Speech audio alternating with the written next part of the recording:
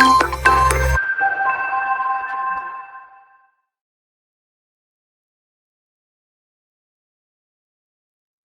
and welcome to the show. Today we've got Roberto Capodieci, who you'll hear began his coding roots in Italy. He's seen him run all the way through to Bali now, where he continues to foster all things blockchain. Here's my conversation with Roberto.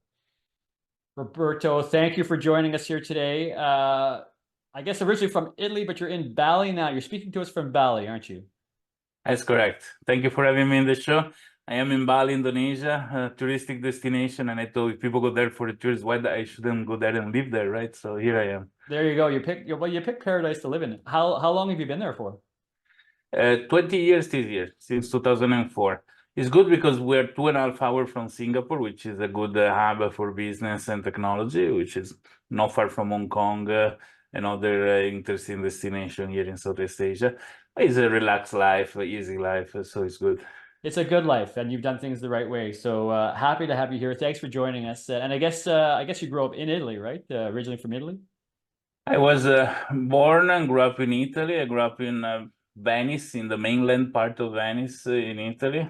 In a good time. I know for those that are watching this and only listening, I look like I'm 25, but I'm 50 this year. So I was born in the correct years where there was really the starting of all the things and technology. But in a country that couldn't speak English, so I had this barrier with books and manuals. So I was just wondering what it means. It's been a very interesting, like training with the language. I studied English by myself. In school I had French, so I was forced to learn English to be able to access computers, which were my passion since I was a little kid.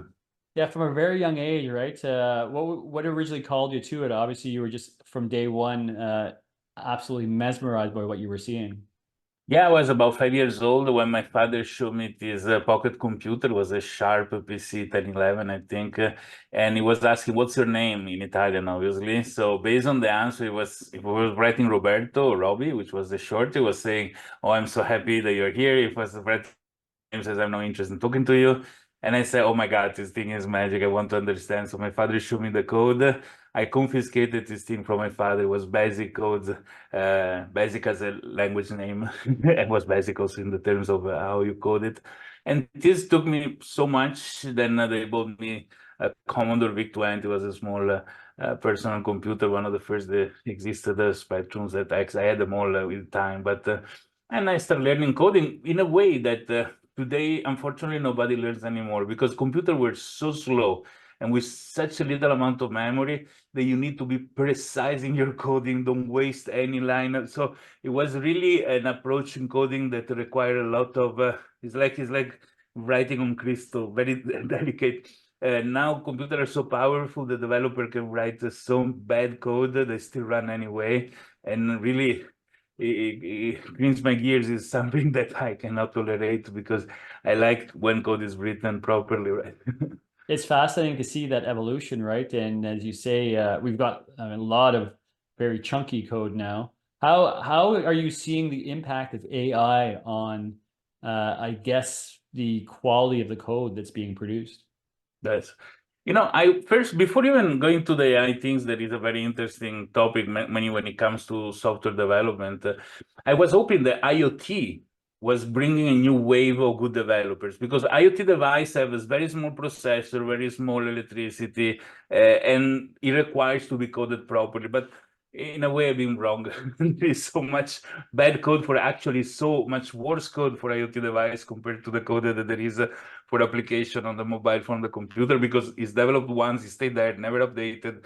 In fact, most of the hacking of a remote server is hacking done to IoT devices. So many times your refrigerator is spamming with email half of the planet. You don't even know just because it's easy to hack those firmware, those IoT devices. So he failed there. Yet with artificial intelligence, we are going to a moment where we will not need to be able to code anymore. So you don't really need a developer. AI can do everything. You just need to have a good idea, explain it very well to the machine, and the machine is going to write the code, compile it, and do everything on its own. That's what it is, Roberto. We're hearing more and more that the skill is going to be learning how to properly prompt the AI, right? That's going to be one of the skills that's really, really valuable going forward. And it's getting also that one less and less necessary, meaning that with experience, say like this, AI is understanding more and more what you want without having to have the best prompt. So he has an iteration for which the simple question is reiterated in a more detailed prompt, which is then injected to the model to actually elaborate the things. If you think ChatGPT today, if you ask to make a drawing, you are very, very simple. Can make a car on the desert, and he prepares a very long prompt for the lead that does the drawing to return something more complex. So he acts as an assistant in writing prompt, the AI itself. So that's an interesting step. They just released yesterday GPT 4.0, which I've been spending the last couple of days since it's big. I got it in the moment that they released it. It was live, the introduction that they were done, and I connect, and it was there for me to use it. Is impressive. It's really mind blowing. Is everybody compared it to the movie Her? If for those that saw it, which is a chick flick, but it's very interesting for geeks as well because as this relationship with this guy and this AI that is so human that you can fall in love for. So it's an interesting thing. Well, because it's amazing. Yeah, I played with it as well, and I mean, I'm surprised at the intonations and the language already, and the ways that you're able to interact with it. And we thought that this was, well, in the movies, in the movie Her, it was, something we thought would be years away, and probably not even come to be as it was, portrayed in the film. But it seems like we're getting very close to it already, aren't we? Yeah, correct. And then really at the speed of light. If you think about the speed that the technology is progressing, we are really reaching the point of a vertical. I'm shocked. But sometimes look, I take my iPhone in my hand to make a phone call or to check something, and I stop and I think how much technology there is in these things I'm holding in my hand. How powerful, how many things evolve to a level that are incredible, like we give so much for granted. We give so many things for granted. There is a little bit of worrying on one side, and it's also correct on the other, because you don't need to know how an engine works. If you have a car, you just need to be able to drive, right? But sometimes, people do not appreciate the evolution of technology in all aspects. I was at the airport and people complaining because they wait a minute more. But before they invented the airplane, you need to take a boat for 3 months to go where you're going. So be grateful that there is something that fly in the sky. This is the advance in technology, and more is. An airplane, you can see it. Is when they say it's not rocket science, you see the rocket going to the sky, which is easy to compare the work done with. But when there is software and there is things happening behind, like AI, you don't see the rocket that goes to the sky, but the technology there is even better. It simply is hard to appreciate it because you don't really see what's going on. So when you are, like an expert in the field, you start seeing a little bit. And then you can be an hour for nothing, for something that other people say, well, that's normal. Yes, and I don't think people are aware the extent to which the AI is already being used on a daily basis. And I think what Absolutely. you're just describing is the rocket science that's occurring to go to where we're going with it, right? It's going to be absolutely immersive, isn't it? And it'll be something that we can be consumed with 24 hours a day if we wish. Think that the evolution of many things, we think usually like the regulators are the slowest part of the technology evolution, right? The banks still require you to send a fax because the fax is the legal means, because the law has been made. Before the email became a legal means, it takes, it is slow. But sometimes a human, we are slow to adapt. Think the schooling, the education system, how school works today makes no sense whatsoever. I mean, when I was a kid, either you have an encyclopedia at home, or your uncle, your father, or your mother are very experienced and can give you the correct answer on something, or you need to go to a teacher, and the teacher need to tell you and transmit his knowledge slowly in days and days sitting there. Today, the knowledge is all at the reach with a click of a button. So school should not teach anymore to keep the subjects. They should teach how to reach the knowledge, how to distinguish good knowledge from bad knowledge, how to apply what they can learn online. The schooling should be just that. And now, if you think a class of 20, 30, 40 kids sometimes, you get a teacher, they need to go at the speed of the medium one. You get the very intelligent kid is going to be super bored. The very slow kid is going to be challenged in a way that he feels uncomfortable. With AI, you can have lessons that are customized for each kid at the correct speed, customized to their own interest. Little girl like to dance, you can teach their mathematics through dance, because dance is made of matrix of math. The kids like is a drummer. Well, mathematics you can teach through drumming. And AI can do this today already. You don't need to wait 1 month, 1 year, or 10 years. Today can be done like this. Homeschooling should change completely the way that it's done. It's not more mom or dad that really don't remember how to do those equations in math because so many years they never done it, try to explain it to the kids. No, you have an AI that can exactly customize the learning to the taste of the kid, to the capacity of the kid, and get the best out of it. So we already have the tools. We already have so many incredible tools, and we're still far from using because we are slow in evolving compared to the tech that our human being create, which is a crazy, strange situation, but so much it is. It really is, and it's also, as you say, changing so quickly. How long do you think it is before we're interacting with androids, with as we move around society? Robots, I think 2024 is the year of robots. We had a year devoted to different things, the ICO, the NFTs, the AI. 2024, robotics.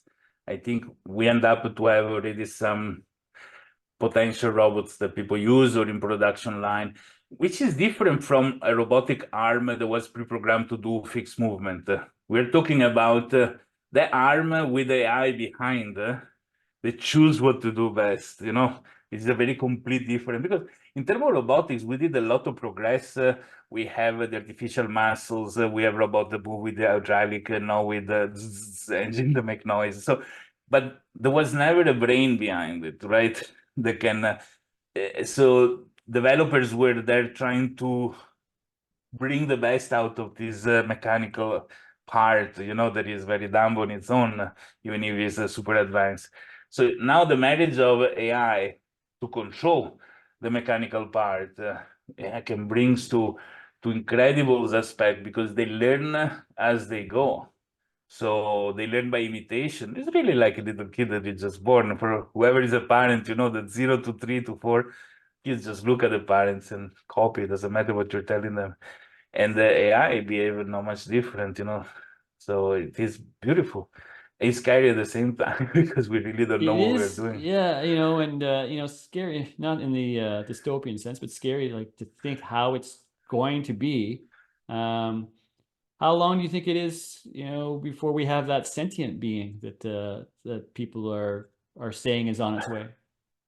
See, it depends. This is such a definition that is not so precise. There is not a precise line that you cross and it becomes. And I had experience with ChatGPT-4 that already gave me like a very huge question mark on top of my head, because you can program ChatGPT to go in a loop, like you say something, you reply, give the test, so, and I was doing this, so we were 20 loops inside, and between one this loop I say something, and ChatGPT got out of the loop and were very concerned for me about what I said, and started giving live suggestion on this topic. There's nothing to do for what it was programmed, unless there was an operator on the other side that decided to do this. We were looking at my conversation with ChatGPT, but if it was ChatGPT itself, that's a reaction that a human being has, no a machine that is programmed to do a certain set of tasks. And that really, in a couple of occasions, I really left being very, very perplexed, because as a developer, I go down the rabbit hole in how these things works. Okay, the fact that they say is it shows the best word that is next to the previous one is a little bit of BS. Okay, it's not really. This is a very high level explanation, but it's not really the explanation. But when you go down to the neural network, So there is a beautiful, for people that are a little bit technically oriented and want to learn a neural network, there is this Romanian professor, a very young guy actually, that makes in YouTube free lessons in how to code artificial intelligence with JavaScript. So in the browser, it's called Radu, R-A-D-U. So people can go in YouTube and search for Radu. It is super interesting because really you start understanding the mechanics of how things comes together, what is the pattern and the synapses, if you want, that are created for the best solution, which is not really the next best word. But it should follow a certain pattern. You should not go out completely. I mean, obviously, when you have a million, billions of potential synapses, you know, what is triggered, you don't know. But at this point, you are a brain. It is a brain. It works like a brain, right? It's now in a gray matter or pink is actually our brain, but the mechanics are those. So what we did, you know, like it is borderline with there was a very interesting, and sorry that I stopped talking so much, but a very interesting a scientist, I think it was a guest or Joe Rogan or somewhere else, which he said, if ChatGPT is a brain, it can do also other things that a brain can do. So do we have a telepathy capacity as human beings? As a kid, I was forced to go to mass by my mother. I was not interested. So in those 45 minutes, I would look at somebody until this person turn around. You know that somebody's looking at you, but it's not scientifically explained. There is a little bit of an area of the brain that light up when somebody look at you, but it's not explained. It's a sort of telepathy, right? So it's borderline with science. And this guy was saying, okay, I'm asking ChatGPT to do these things. You know, I explained it. So he was spending the time, and he had a very interesting example where ChatGPT would just take him seriously and start trying to do mental tests, you know, like things that that is not just. So it's interesting because we don't really know, right, what is the, you know, the final outcome when they go to something super powerful, right? We just don't know. We're on the precipice, though. I Yeah, think but they don't know as well. I mean, like at the place like OpenAI, they do ChatGPT and everywhere, they don't understand themselves what can come out of something like this, which is interesting, scary, beautiful. I don't know. Exactly. I mean, the definition is scary, right? Or yeah, beautiful. It's hard to even. Again, we're on the precipice of something new, and it'd be interesting to reflect back on these types of conversations to see how it has evolved, like what it's gotten to. Right. The fact is, we know it's coming, right? And so we're trying to hopefully do it from the best place, right? With the best, I guess, with the best information, and really training with the best data, right?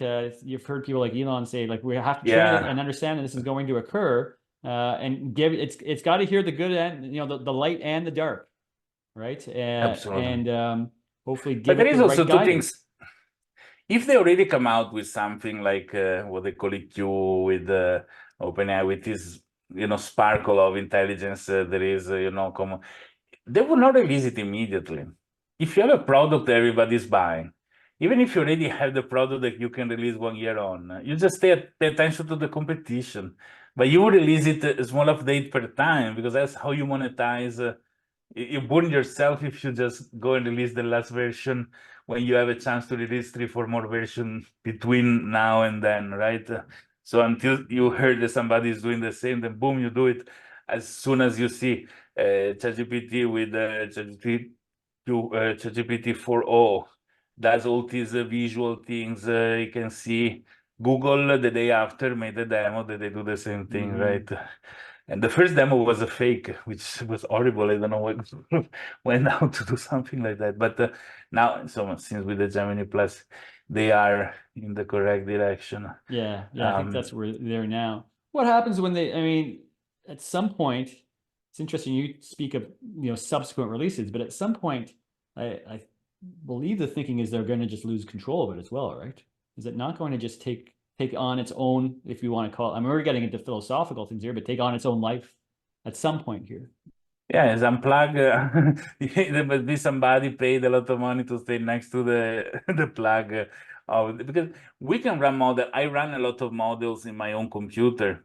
Meta, strangely, went fully open source. This model called Llama 3, 70 billion parameters. I have it in my computer. I have a powerful computer, but you know, It doesn't need to be powerful as a data center, per se. It's just a notebook, and it runs perfectly. And sometimes it's better than ChatGPT, not ChatGPT 4.0, which is incredible, but of the previous version, I can easily, and I'm sure as they go better and better with the closed source models, the open source model are going to catch up very fast. So there are already small tools like the RabbitX1, which is the small device that connect to your computer. You can ask to do different things like please, reply the email or whatever. So they take control physically of your computer from remote and using AI. But we're moving there, and I think robotics is the biggest application. So we're gonna have a lot of practical physical tools that are controlled by AI. Tesla being one of the first example is the self-driving car, right? But like more also as a house appliance or something like this.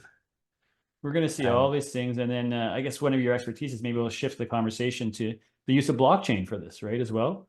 That intersection, right? I think that'll be one of the places that we see an interaction. Where do you see the growth of that field? Yeah, I am interested in the decentralization since before blockchain was, even discovered, if you want. When there was BitTorrent, there was a peer-to-peer network to download files and things. I was interested. I wanted to hack the protocol to make a decentralized file system, and I've been cultivating this interest in decentralized system. So for people to understand the evolution of the technology, I think it's important to understand that after the industrial age or era, you want to call it, we entered into the information one, right?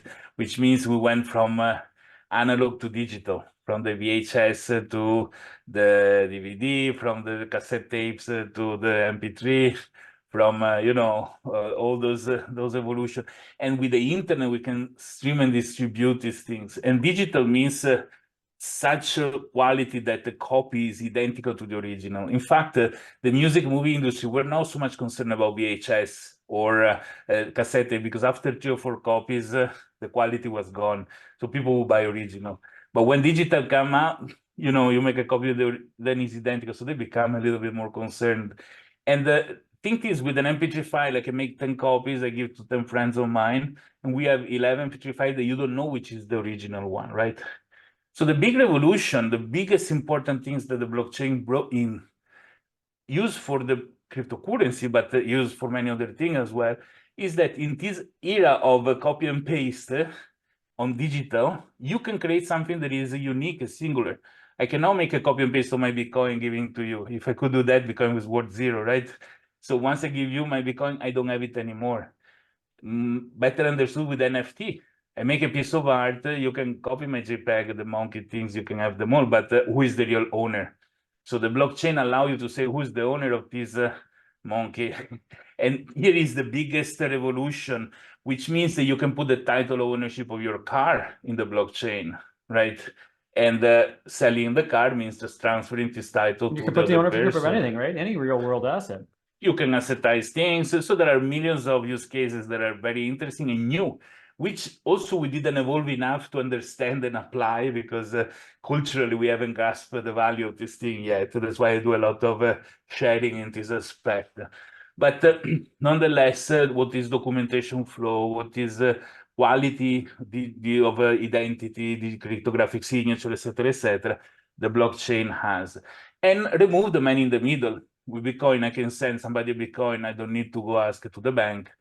Transfer with the bank sometimes take 5 different transfers, because if I transfer from a currency to another, from a country to another banks, so it becomes like a lot of messages. You cannot do it during the weekend because they need to be operating. So you depend from a third party for what you do. Same with the car. If I want to sell the car, I need to go through the office where they have the registries, etc., right? If it was on the blockchain, I can do it directly. So removing the man in the middle in a lot of processes, while guarantee the quality and the security of the transaction of the process, is essential. For a situation like artificial intelligence, and is the biggest project I'm working on now, is decentralizing the whole mechanic. Because if you think, Google started having an artificial intelligence that removed white people from it. And so, trying to be politically correct, it became excessively, on one side compared to another.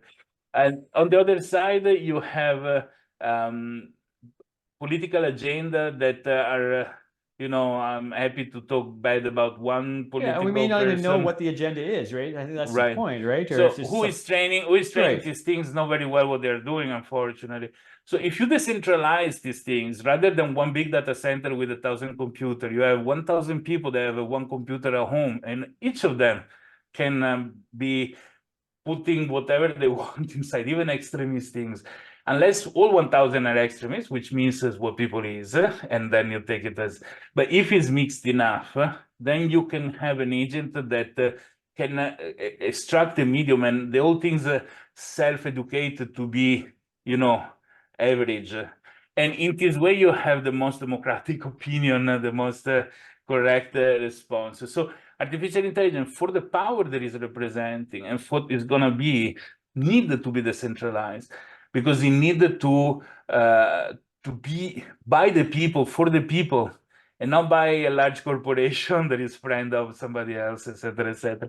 As much as it's also true that it can become a business. Say a big law firm invested that has 50 years of history of documentation of court cases, train artificial intelligence with all the past, all the things, and then sell as a service, a consulting to artificial intelligence that is cheaper than sitting with a lawyer at the table, but can be based on their own experience. They need to protect the model because it's their value, it's their worth, it's their investment, and it's their business model to make money. So not everything has to be open to everybody, right? There are good reasons for which some models should be closed and protected, and other model open. Let's say I'm Italian. Italy has a huge quantity of cultural, historical things. We have, museums and all. Say that Italy government invests in creating a model that is history and art experts, it should make it for the people, for everybody. There is no need to keep it closed, right? But if the intelligence of a country is working for an investigation or whatever, then keep it closed because that's your tool to work. So there are different solutions. So some stuff need to be decentralized in the hand of people, other stuff need to be centralized in the hand of the person that did the investment. So it is, or some distributed between a group. There are different possibilities and needs, and I respect them all. But for the daily use, knowing that I myself, my wife, my kids are using a model that they rely so much on it. My wife is incredible. She really couldn't live without ChatGPT now. For Valentine's Day, I received this letter written by ChatGPT that was so much, She doesn't speak English very well, though. But the idea is, I don't want this provider because they get as a sponsor a company that sells cereal to convince you to use the cereal every morning because the best thing for your health when it's not true. You know what I mean? Just That's because, right. Yes. we don't know. We're gullible. As humans, we're gullible. We can be manipulated easily by somebody as an intelligent that has all the knowledge of all the humans put together and is a million times faster in thinking. It's very easy. It's like if we speak with a tree, so it's a little bit the same thing. Maybe the tree can run away, but very slowly, so we don't know. Well, it's interesting. First of all, I hear you saying the strength is in the decentralization, which is fascinating to think if it's, decentralized enough, then you're right. It's going to protect for some of the natural, I guess, frailties in the system itself. And I'm looking at some of these projects that are building these things. It's difficult to see what the future of that holds, but you've got these projects that are trying to build on chain. And I guess a lot of them have, I guess one of the ways they're trying to fund it, I guess a lot of it you do have to be concerned with how it's being funded, but for some of the projects that are building on chain, I'm thinking of things like Tau, BitTensor, and things like that. Are you familiar with those? Are you familiar with some of the companies that are trying to do it on chain and have launched a currency in an attempt to fund that? Do you see any of those? Are you familiar with that type of model? So, okay, I know I've been through things in blockchain since day zero, literally, and I never did an ICO and I never did things like that because I hardly find them ethical. you cannot print money and then pay people with the money you just printed, But it or is get a happening. bar. So when you say you can't do Oh it, my it is God, happening. Yeah. but that's the what concerned me mostly, right? So it shouldn't be like this. People that is less literate may fall for it. It's true. Like, let's say I want to open a bar and I pre-sell coffee cards. Each coffee is 50% of the price because you're buying them now that I still haven't built the bar. And I use the money of the coffee card that I'm selling to build the bar. People should understand that it may be a risk. I may never open the bar, and they lose the money. But it can be convenient because, for a big office, they buy 1,000 cards, they give me enough money to already. Yeah, I hear all that. I'm just wondering, I mean, some of these actually have to be, you would think, actually creating something that is going to come to fruition, right? Result of a work. For example, I am part of a play to earn project.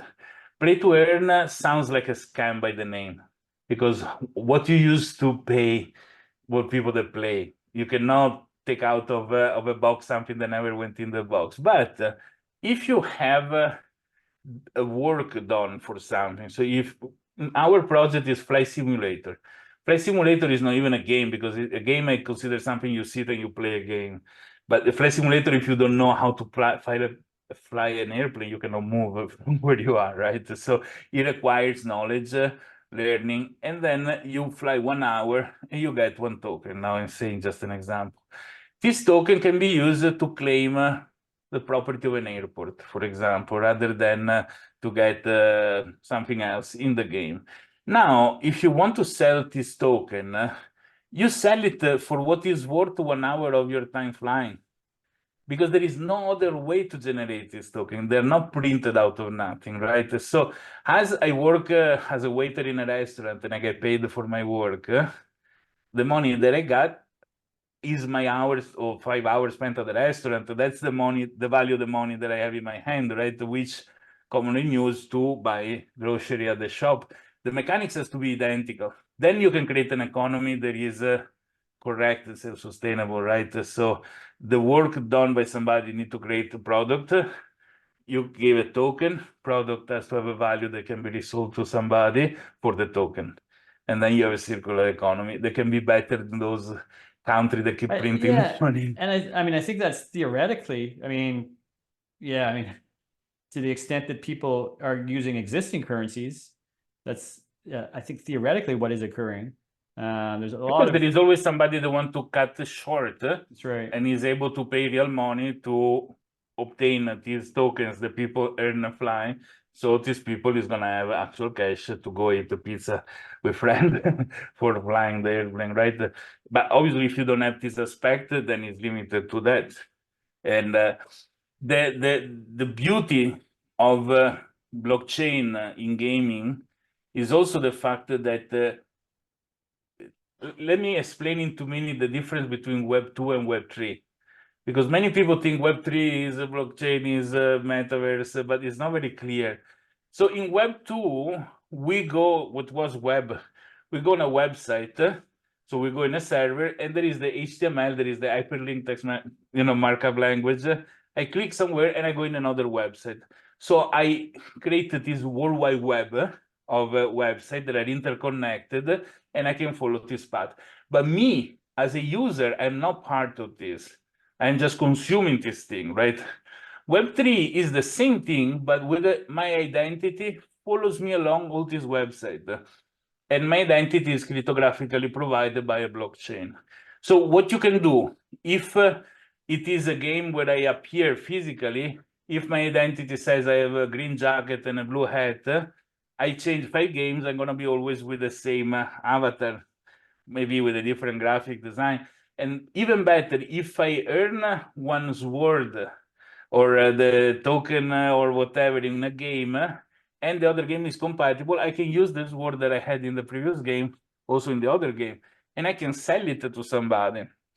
This word that I don't know, I earn by fighting somebody else. So in a world that is more and more online, and I have teenager kids, and I see how important it is for them to interact with their friend online, so much that they sit together in the same room, but they interact online sometimes. this is a very important advancement because before everything that was online was ending there. If I had a username in a website, a password is limited to that website. It doesn't follow me somewhere else. And then going to another website is another account, another username and password, right? With the Web3, can be 3D virtual with a virtual admin, but can be also text website. It doesn't really matter. Say I'm studying courses and there are 3 different classes in 3 different universities, and I go with Web3, I can collect the votes that I get in an exam in one and bring them with me when I go around, even to search a job later, that because the cryptographic items that I collect, call them NFT for simplicity of understanding for people, follow me whenever I go, and this is Web3. So you apply this that we narrated gaming, but to practical things in life, like I'm driving, my driver license is an NFT. Police officer give me a fine because I'm speeding and it's an NFT. I go to court to pay it, and you can really bring around digital items that are unique, cannot be counterfeited, the cryptographic signature is secure. So it's a huge revolution that comes on, for this aspect of things, with AI on top. What's you and I were speaking offline. What's the network where that occurs? Or I guess if it's, we'll get to the spot where there will be interoperability. But I think I was asking before, is Ethereum the best place to be building this? Look, I'm going to answer like this. When the telephone was invented, okay, each city started implementing their own network for the phone inside the city. And they know pretty much how it works, but one city want to put more voltage power in their lines, the other use a different frequency, whatever. So much that when you call from a city to the other, you need to go through an operator that just bridge the audio manually, okay? Slowly they come to a standard for which the switches were automatic. I can dial directly the prefix of another town. And because we all use the same voltage, they all use the same system, the calls can go through. Now we go through internet, so it's a completely different example, but I'm talking about in the analog age, right? So the need for blockchain, and is slowly moving in the direction, is that not only the interoperability that there is not just made by bridges, which are a fixed centralized computer that bridge one to the other, which are the most, is a blasphemy in the decentralized world, something like this, because magnify completely what is the decentralization point of all.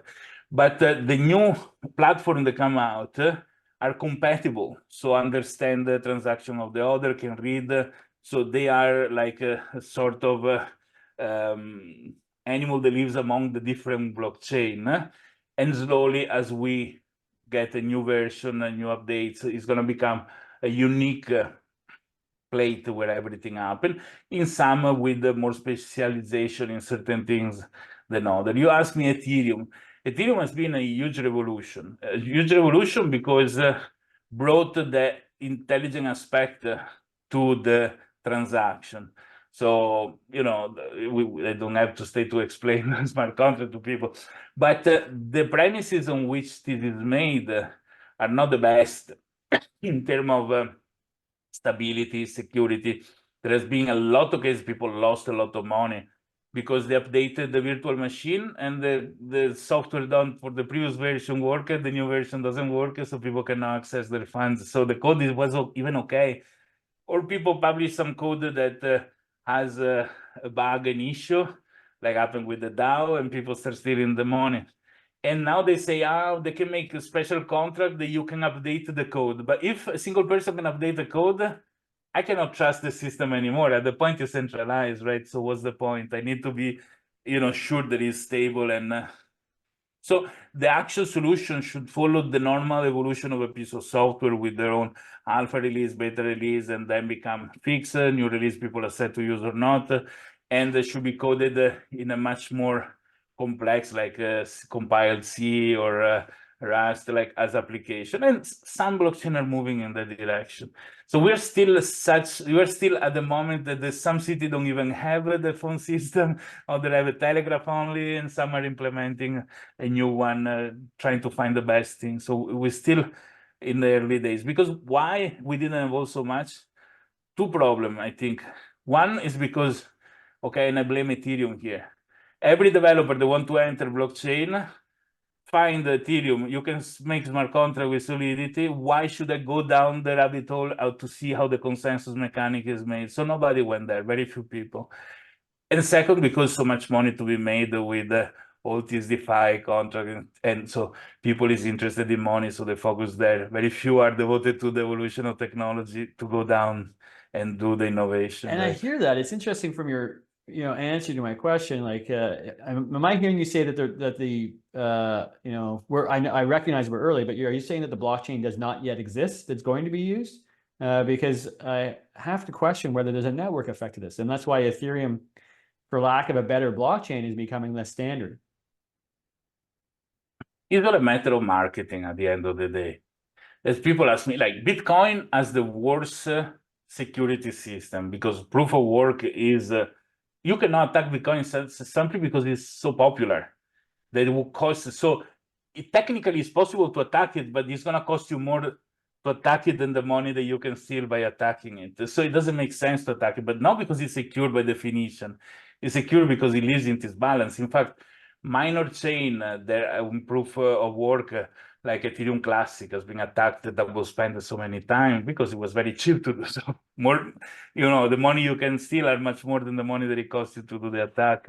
And proof of stake is nonetheless never happen attacks on proof of stake, but the theory is there, So whatever the blockchain security is based on the value of the token, on the money, on the financial aspect, less you can use it for medical record for hospital, for example, where nobody's interested on the money aspect. So in that case, you need to use a blockchain that is safe because people maintain it independently by the financial aspect of it. So you need to decouple cryptocurrency from the consensus method in the security aspect of blockchain. And because this is not financially intelligent on one side, not many people move in this direction. I've been stupid enough to invest a fortune of money to build something like this, but I'm keeping in the drawer because it's still too early for something like this to come out. Yeah, so I mean, and we're looking at other chains. Are you familiar with Sui then? Have you looked into that chain at all? Because they're looking to solve some of the things, and clearly you have as well, right? I guess the conversation becomes, what is it going to look like in 5 years? Like, what are we going to be using in 5 years? Okay, I think that practical uses, for example, you buy a very expensive clothing that can be supported by tailors worldwide. It makes more sense to have the warranty issued by the mother house in a blockchain. So when you are in this small village, they don't need to believe a piece of paper that you show them that can be fake. But they can go on the blockchain and see that the warranties, and they can also add in terms of auditing, I replace a button in this date, like so you have like a history of what happened to another beautiful example, a company producing pipes. Okay, they produce custom pipes, so people can ask material, the thickness, the diameter, etc., etc. A small QR code printed along the pipe allow people to see exactly how to order the same pipe. So somebody make maintenance in a house, break the wall, inside there is this pipe put 5 years earlier, you clean it a moment, and you can order exactly the same thing to have a continuity, I did hundreds of consulting for these things.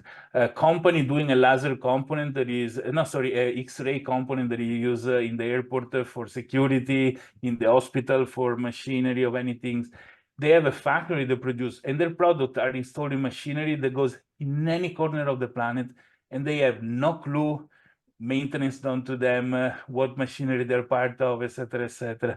So with a small QR code that allow anybody with a mobile, so you don't need to onboard the systems and contract. You see QR code, you scan the QR code, you are a maintenance person, you can make 20 cents every time you update some information because they want to reward you. But at this point, the company has a very deep knowledge of where their pieces end up, if they're resold, they're recycled, etc., etc. So it's beautiful. And you can do this with the blockchain. You cannot do this with a centralized server, right? Because it has tons of issue, so there are a lot of, and when something is in a blockchain, a lot of people can build on top of it. So another company wants to have a website that show the distribution of something, So all the supply chain work very well with these things. Things that are not cryptocurrency, but they really need a decentralized mechanics and a lot. And people that use this application may don't even know what there is behind. That's right. So there was a kid using Facebook in his cell phone. I was asking the internet, says, no, there is no internet. Why are you using Facebook? Facebook is no internet, so you don't understand that in order to use Facebook, you need to have an internet connection. And I thought, no, probably no. It's good like this. The guy is using Facebook. Why he has to worry that his cell phone is connected to the I guess internet? that's it, right? And some of the things we're discussing here, a lot of people aren't going to worry, but there are people that are focused on this and creating this, and the people that are focused on it are going to be able to, I think, chart the course, help define it, which is in itself important, and then if they wish to benefit financially from it as well, right? And I think that's the point. There are certainly business cases for this. Roberto, this has been a wonderful chat, and I know we could go on all day on the topics we've discussed here. Ranging from AI to blockchain and cryptocurrencies. I like to sort of leave people thinking about a couple of things, and one is what the next couple of years are going to look like in terms of this evolution, intersection of AI and blockchain, and really where the money's going to go. Do you have any thoughts what that actually looks like? I put my 100 cents in robotics. Applied AI on robotics, applied AI in general. So applied AI inside whatever application we've been using. Even now we're having the call to record the podcast. Already there is a button for AI on the bottom. So it's going to be more and more participating. So now we have to trigger it with an AI. I receive an email, I can answer, press the button, answer with AI. Probably tomorrow is already prepared the answer. After tomorrow is already even sent, I don't even know. So yeah, it's just more and more invasive, I think, until people start getting concerned too much.